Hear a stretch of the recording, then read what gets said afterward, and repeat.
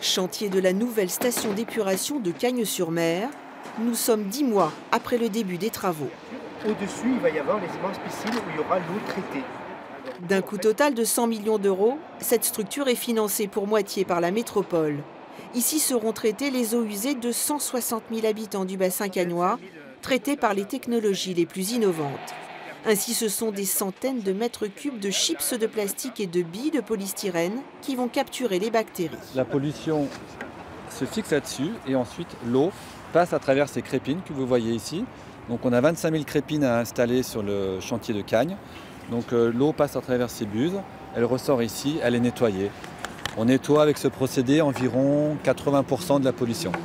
Mais le plus important pour les riverains de l'actuelle station que voici, c'est certainement la fin des nuisances olfactives qu'ils subissent depuis des décennies.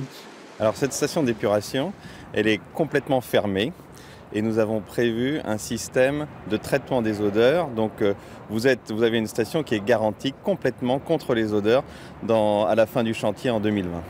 Cet ouvrage sera aussi la première station d'épuration de France à énergie positive, c'est-à-dire produisant plus d'électricité qu'elle n'en consommera. Pour l'instant, le chantier est dans les délais. La mise en eau est prévue d'ici 2 ans. La mise en service globale de l'installation, qui ressemblera à ça, reste promise pour fin 2020.